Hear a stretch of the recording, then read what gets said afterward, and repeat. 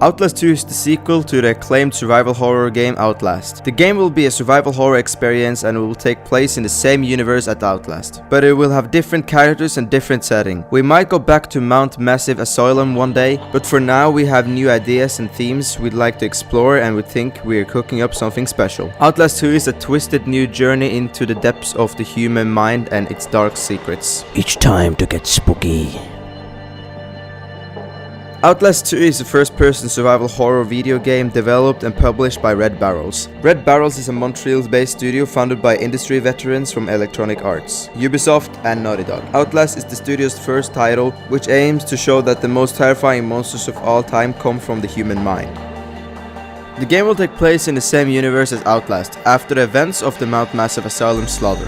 Murkoff is also scheduled to make the appearance according to the developers. The main setting takes place in a secluded village located somewhere in the canyons of Arizona. Blake Langerman, a cameraman, with his wife Lynn, traveled to the southern Arizona to investigate the murder of Jane Doe. The woman was previously found 8 months pregnant by the side of the road.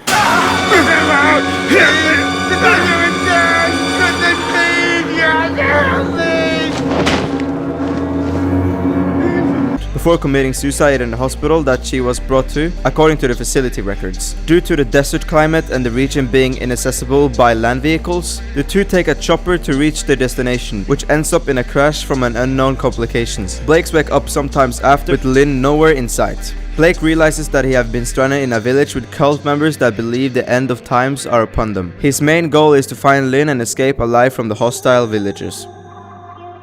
The game takes place in the Outlast universe. It will change its settings and characters depending on where they are and who they are, like the games before it. It is also built in the Unreal Engine 3, it's however a bit more modified and upgraded than the previous version of the game. The game is built in this engine so that only its story and parts of the graphics are changed. Everything else remained the same. Developers will take the script and animations and put them in this game too. The game shifts its settings from the Mount Massive Asylum, where the other games are set into setting that is more ritual and a storyline that also includes a woman.